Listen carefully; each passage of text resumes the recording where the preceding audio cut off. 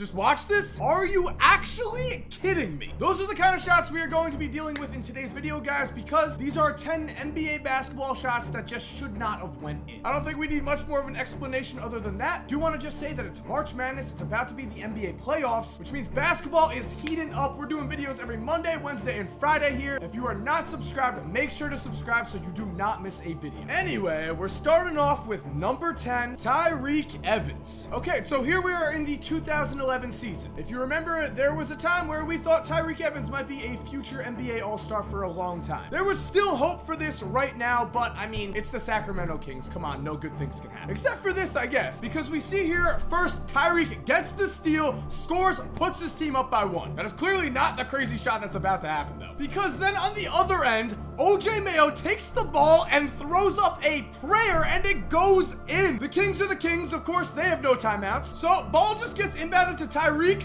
throws that up, and it goes in.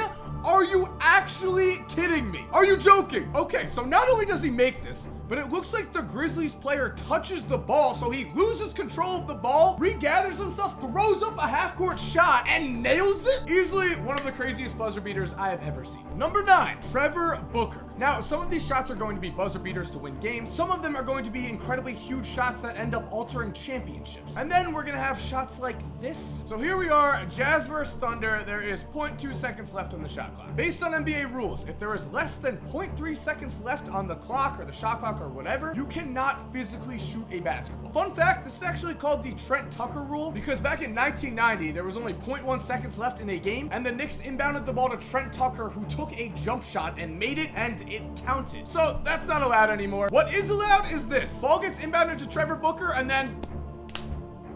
You kidding me? You kidding me? Craziest part about this. Quote from Trevor Booker. I know you won't believe me, but I really do practice those shots. Like, Trevor, this was a great shot. Maybe if you practiced other skills of basketball, you'd be a little better. I don't know. Just saying. Number 8, Isaiah Rider. If you Google Isaiah Rider, 2 things that come up are the 20th laziest players in NBA history and worst NBA champions, Isaiah Rider. Doesn't seem like there's many fans out there. But what he does provide us is one of the most incredible shots I've ever seen. So we're back in 1994. It's the Timberwolves versus the Kings. Isaiah Rider gets past the ball, drops it. It almost goes out of bounds. So then, like, really? How does this possibly go in? I'm actually just sitting here in amazement. At least he smiled, because I feel like I've seen a lot of people make amazing shots and then just, you know, completely play it off. You just did something incredible. Enjoy it. Number 7, Steph Curry. Now, I don't know if you've heard of this guy, Steph Curry. He kind of makes a lot of threes. He kind of makes a lot of difficult shots. For instance, here's one of him dribbling through 4 Los Angeles Clippers players, then just, you know, calmly draining a 3. This is no big deal for him, but sometimes even the best shooters of all time can still surprise us. So here we are, 2016 Warriors against Thunder. This game was absolutely incredible. And if you remember, this was actually the game that Draymond ended up screaming at Steve Kerr in the locker room. And if you also remember, hey, there's Kevin Durant. He's on the Oklahoma City Thunder, where he belongs. Anyway, Steph was absurd this game. He would end up making 12 threes. He scored 46 points. And in overtime, he did this. He pulled up from not half court exactly, but near half court with Andre Roberson right in his face, and bang! Bang! To anyone who ever questions Steph Curry's MVPs, just go watch the highlights of this game, please. Number 6, Kobe Bryant. Now, I wasn't exactly sure what Kobe shot to choose here, because just like Steph, there's so many of them. Like, personally, I love this one. Kobe's teammate loses the ball, shot clock's winding down, so he just grabs it. He tries to dribble this way. Nope. I guess I'll pull up for a left-hand 3-pointer and just watch as it casually goes in. Also, Mark Cuban, I'm glad you cut your hair, man. I also really loved when Kobe hit all of those clutch shots against the Suns in the playoffs, but at the end of the day here, we're gonna go with Kobe versus the Toronto Raptors. So let's jump into this. A minute 40 left. Lakers down 5. Kobe is forced to put up what should be an almost impossible shot in itself, but of course, you know it's going in. Then, what do you think happens? Lakers down 4, inbounds play, Kobe in the corner. Not an easy shot either, but bang. Again, and then finally, 8.4 seconds left. Lakers need a 3. Kobe, 2 people on him. Pump fake. It's good again. 3 in a row, boys. And there's Steve Nash giving him love, because this is the Dwight Howard era Lakers, aka the Lakers greatest years, right? Number 5, Derek Fisher. Here we are in the 2004 NBA playoffs. It is the Western Conference semifinals. We've got the Lakers and the Spurs, two very evenly matched teams, and this game was a dogfight. Let's just jump to 15 seconds left. You see the boy Kobes comes up clutch like usual, gives the Lakers a 1-point lead. The game was anything but safe though, because Tim Duncan takes the ball, tries to do something, tries to look for something, the play gets broken, I don't know, throws up a miracle, and how does that go in? Seriously, watch the replay of this. Shaq's fingertip is milli-inches away from the basketball, and you could see Shaq staring in amazement at what just happened, because that shot alone could be one of these 10 plays. But it's not, because with 0.4 seconds left, Lakers inbound the ball and find Derek Fisher, and yes, he makes it with 0.4 seconds. And then there he goes, he just runs off the court and right into the locker room, and all the Lakers just go follow him. Amazing, truly amazing. And there's Bruce Bowen now in shock. I'd be in shock too. I mean, 0.4 seconds, you gotta believe you won. Number 4, Allen Iverson. So here we have Allen Iverson playing on the Denver Nuggets versus the New Jersey Nets. And this one's just pretty simple. AI drives to the basket, for some reason looks into the crowd, and then just turns around and makes an N1. Why? Why? What made this happen? I'm looking at the picture and I'm not seeing a ref there. It's not like he's looking over for a call. Maybe he just saw a girl in the stands and was like, okay, watch this.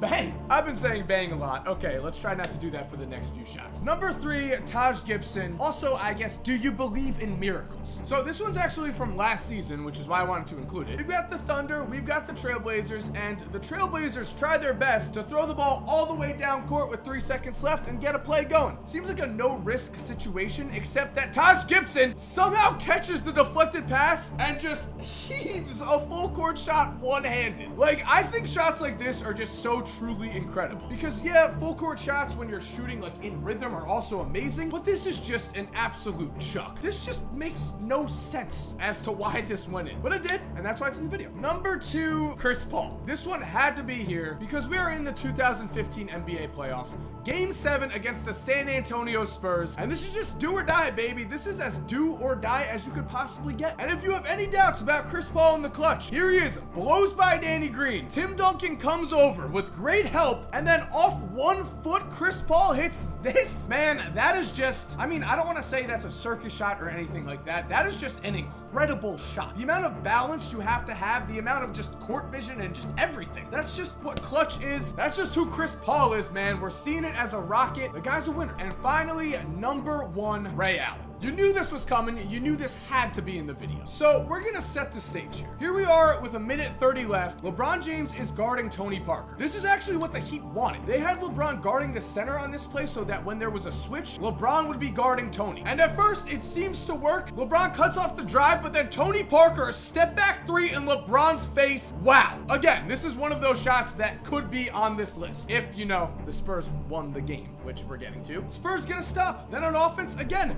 Tony Parker. Tony Parker has been an incredible player, has been a champion, has been everything. But these are legacy plays that are happening right now if the Spurs win. That kind of 3, that kind of layup, it really is at the end of the day, no one remembers the loser. Other end, he turned the ball over again. Manu gets fouled. Calmly makes them both because he's Manu Ginobili. And then LeBron like tries to lob it to Chris Bosh or something, but turns it over. Again, these are legacy plays. People would have remembered this. People would have remembered the Miami Heat just choking down the stretch right here, and people would be remembering LeBron for doing things like this. Also, I guess I gotta take back what I said about Manu, because he does miss 1 free throw, and then LeBron wide open side of the backboard. I thought there was no chance watching this live, but gets it back and hits it. Again, when he missed that badly, I thought there was no chance. I thought game over. And at this point, we all know what happens next. Kawhi misses one of the free throws. It's a 3-point game. Greg Popovich decided to take out Tim Duncan for defensive purposes, which was gonna hurt their rebounding. Because here we are, LeBron for 3,